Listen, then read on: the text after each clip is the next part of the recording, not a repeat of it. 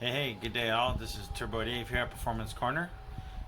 We're doing an install on our turbo Toyota truck. Um, you'll see the pump is a little larger. It's a new pump. It's an older truck. It's an 88. We're going to be installing the fuel pump, and you'll notice the bottom where the fuel pump is held onto. It catches on the bottom. It's a little smaller than the factory one. So we're going to be modifying it and sticking in the larger fuel pump into it, and you'll see how that's all done in the video. And then once we get into that, we're going to have more videos on this, so stay tuned. Just an update. It's like a build project, just like all of our other cars that we're showing here, our Project CRX, and we'll go from there. Thank you. Here we're making the hole larger to fit our fuel pump onto our bracket, and we're using actually a green leaf hole punch, so that way there's a little bit less mess than if we drill it out or machine it out or grind it. It just cuts it at one point and cuts through it.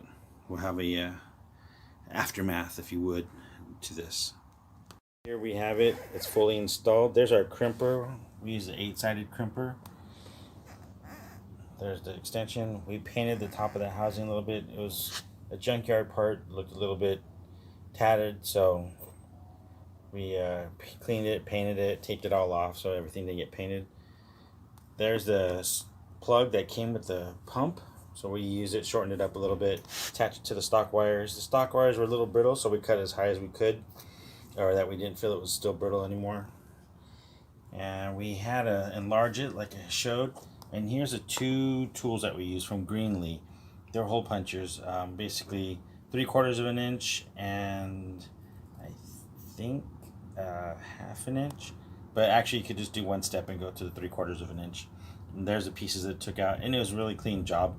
It just cut them right off without having grindings or bits from drill and stuff like that, or a grinder. So nice clean job, much cleaner than usual.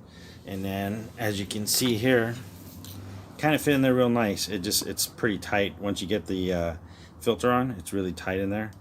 And this pump can do E85. Probably not going to run E85, but with the methanol base that we have 10% in our fuels these days. We know that it's not going to get damaged.